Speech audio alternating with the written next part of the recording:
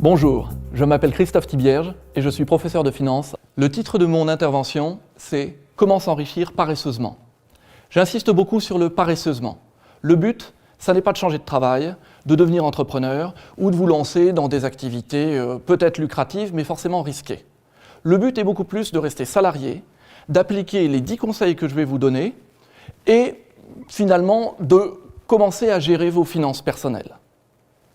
Premier conseil, conseil numéro 1, allégez vos finances. Et pour cela, je vous conseille de vous débarrasser de toutes vos cartes de crédit à la consommation.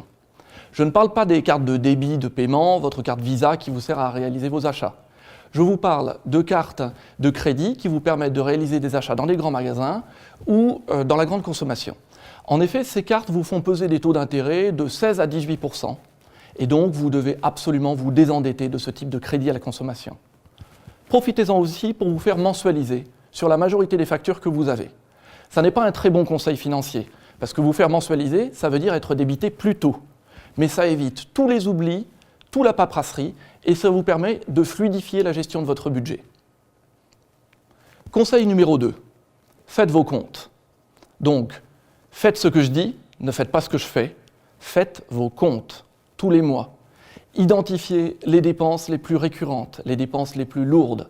C'est pour ça que le fait de vous être mensualisé vous aidera à avoir un cycle de dépenses régulier au fil de l'année. À partir de là, identifiez les postes de dépenses qui sont les plus importants, les plus erratiques, et commencez à travailler là-dessus. Faites des économies d'économistes, ne faites pas des économies d'économes. Ça ne sert à rien d'aller chercher l'essence qui est la moins chère à la station de service à l'autre bout de la ville si ça vous fait consommer du carburant qui annule votre économie. Conseil numéro 3. Une fois que vous avez réalisé vos comptes, vous pouvez déterminer un budget mensuel.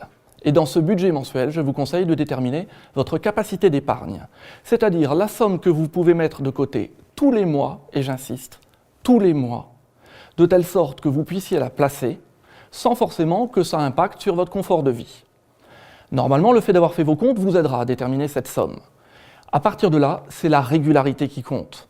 Tous les mois, qu'il pleuve, qu'il vente ou qu'il neige, vous placez cette somme sur un compte rémunéré, par exemple un livret A. Plus vous commencez tôt, plus les intérêts accumulés donneront eux-mêmes des intérêts, qui donneront des intérêts. C'est le principe de la capitalisation. Si vous voulez vous payer votre retraite, commencez à 25 ou 30 ans. Conseil numéro 4. Utilisez l'endettement. Utilisez-le avec discernement, mais sachez l'intérêt de l'endettement. Je ne vous parle pas de vous surendetter, je ne vous parle pas de crise de subprime. Je vous dis simplement qu'il y a 2 manières de payer sa maison ou son appartement. La première manière est de vous constituer une épargne régulière en mettant de l'argent de côté et en attendant que les intérêts fassent leur effet. Ça peut être très long, d'autant plus que vous n'êtes pas discipliné. Il va arriver que vous ayez besoin de payer vos impôts, ou que vous ayez envie de taper dans l'épargne pour vous payer des vacances, ou que vous souhaitiez changer de voiture. Vous allez taper dans votre épargne et réduire à néant des mois, peut-être des années d'efforts. Tandis que si vous vous endettez raisonnablement auprès d'un banquier, là, tous les mois, vous allez être prélevé par le banquier. Et lui, que vous ayez besoin de payer vos impôts ou de changer de voiture, il s'en fout un peu, il va continuer à vous prélever. Donc, le grand avantage que je vois à l'endettement, c'est que c'est assez disciplinaire. Tous les mois, il y a de l'argent qui sort et c'est donc une épargne forcée. Et ça, c'est bien. Conseil numéro 5. Vous êtes censé maintenant avoir de l'épargne, mais vous n'êtes pas censé faire n'importe quoi avec cette épargne. Il faut que vous décomposiez votre patrimoine en au moins 3 tranches différentes. Il y a en effet, d'une part, l'argent dont vous souhaitez qu'il reste liquide, parce que vous en avez besoin à court terme. À court terme, c'est dans les 2 prochaines années. Cet argent-là doit rester totalement liquide. Par exemple, il peut être placé en SICAV monétaire ou sur un livret A, mais vous n'allez pas l'investir dans des comptes bloqués ou dans des comptes risqués, du type des actions. Ensuite, il y aura votre épargne visqueuse. L'épargne visqueuse, ce sont les dépenses que vous n'avez pas à faire d'ici 2 ans, mais que vous envisagez de faire d'ici 2 à 5 ans. Par exemple, changer de voiture d'ici 3 ans ou faire des travaux de rénovation dans votre appartement ou dans votre maison. Cette épargne visqueuse peut se permettre d'être bloquée légèrement plus, mais néanmoins doit pouvoir être mobilisable d'ici 2 à 5 ans, sans que vous ayez couru le risque d'avoir des moins-values. Enfin, vous avez ce que j'appelle l'épargne solide, qui représente les sommes d'argent dont vous savez que vous n'en aurez pas besoin avant au moins 5 ans. Celle-là, vous pouvez la placer sur des marchés financiers parce que vous avez au moins 5 ans, sinon plus, pour attendre qu'elle fructifie. Donc, épargne solide, épargne visqueuse, épargne liquide sont 3 types d'épargne que vous allez placer différemment. Conseil numéro 6. Utilisez toutes les innovations financières qui se présentent. Votre banquier, quand il vous propose d'investir dans des titres, votre banquier ne vous aime pas spécialement, il ne vous connaît pas. Quel est son intérêt? Est-ce que son intérêt, c'est de faire fructifier votre portefeuille? Peut-être indirectement. Mais son intérêt, c'est surtout de toucher des commissions sur vos transactions et sur vos titres. Quel est l'intérêt de votre assureur quand il vous vend une police d'assurance? Toucher un bonus. Utiliser les innovations financières signifie utiliser des produits financiers qui vous permettent de supprimer ces intermédiaires ou de réduire leur impact. Un type d'innovation financière, c'est par exemple le courtage en ligne.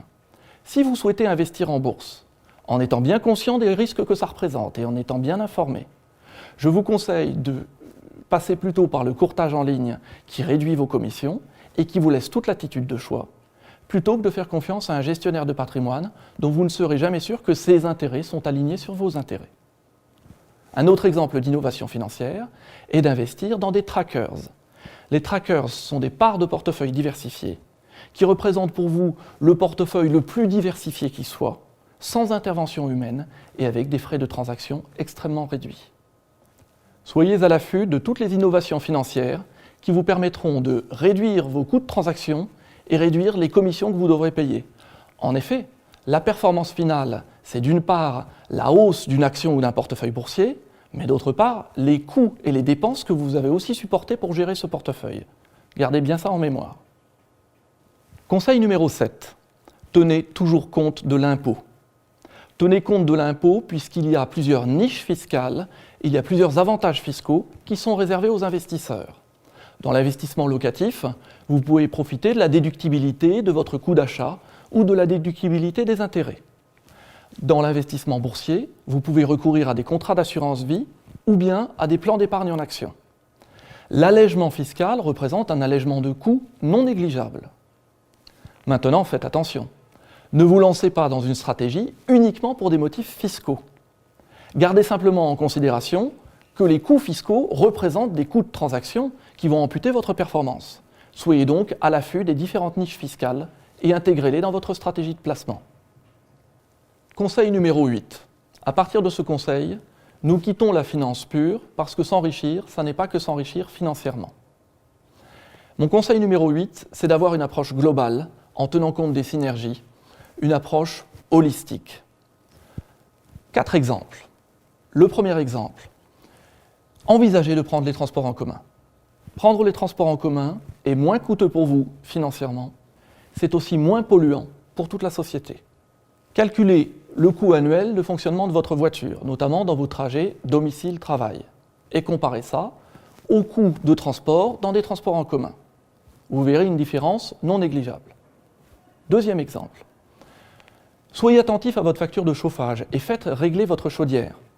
Non seulement vous réduirez votre propre facture de chauffage, mais aussi vous réduirez le réchauffement de la planète et le coût social non négligeable qui en découle. Troisième exemple. Faites vos courses en ligne sur Internet si vous en avez la possibilité. Plutôt que de prendre votre voiture personnelle pour aller dans un hypermarché, dépenser de l'essence et du temps, vous allez demander à une société d'être le transport en commun de tous vos achats. Au lieu d'avoir 15 familles qui se déplacent jusqu'à l'hypermarché le plus proche, il n'y aura plus qu'une camionnette de livraison qui fera 15 livraisons. Avec un coût financier probablement très différent pour vous, puisque les frais de livraison facturés par quelqu'un qui vous vend sur Internet sont probablement inférieurs aux dépenses d'essence que vous auriez eues en vous déplaçant vers l'hypermarché. Dernier exemple, puisque vous n'avez plus besoin d'une grosse voiture pour aller faire vos courses ou aller à votre travail, envisagez d'avoir une voiture plus petite, qui vous coûte moins cher en prime d'assurance, qui consomme moins, qui pollue moins, et après, lâchez-vous pour vos vacances en louant une grosse voiture juste pour le temps des vacances. Conseil numéro 9. Intégrez tous les aspects de votre vie parce que votre richesse n'est pas que financière. Des théoriciens de l'économie ont eu un prix Nobel quand ils ont développé la notion de capital humain. Le capital humain, c'est un actif qui vous permet de gagner des salaires dans le futur. Cet actif, il est impalpable et c'est un mélange de votre culture, des connexions de vos neurones, de votre bonne santé et de votre état d'esprit. Aussi, faites du sport ou entretenez votre santé, c'est un investissement. De la même manière, cultivez-vous, connectez vos neurones. Vous n'êtes pas obligé de lire des ouvrages techniques, vous n'êtes pas censé travailler que pour votre travail. Vous pouvez aussi élargir vos horizons, vous ouvrir culturellement. Tout ça fait partie de votre patrimoine humain. Et on ne sait jamais de quoi demain sera fait. On ne sait jamais sur quels critères vous serez embauché ou licencié. On ne sait pas du tout si vous continuerez votre même travail dans cette même entreprise pendant des années. Donc, développez-vous, enrichissez-vous intellectuellement. Conseil numéro 10. N'appliquez pas aveuglément à la lettre les précédents conseils. Lâchez-vous de temps en temps. Le but de ces conseils n'est pas de vous donner un carcan, le but est de vous aider à vous libérer, de prendre conscience du fait que tout est dans tout et réciproquement, et que votre comportement, s'il s'améliore en termes de fonctionnement financier, s'améliorera très probablement aussi en termes de fonctionnement humain et de fonctionnement social. Dans ce conseil numéro 10, quand je dis « lâchez-vous », il y a un point qui me semble important. N'hésitez pas à donner. Donnez régulièrement. Donnez une partie de votre patrimoine financier. La charité fait partie d'une chose qui n'est peut-être pas tout à fait dans la finance. Mais je peux vous dire que l'on soit croyant ou non croyant, donner c'est important. Si on est croyant, eh bien on espère que dans la comptabilité mystique, il y a un grand livre qui fait que ce qu'on a fait sur cette terre se retrouvera dans un compte bancaire positif à un autre endroit, dans une autre vie. Et si on n'est pas croyant, je peux vous dire, donner, ça fait du bien. C'est bon pour le moral, c'est bon pour la santé.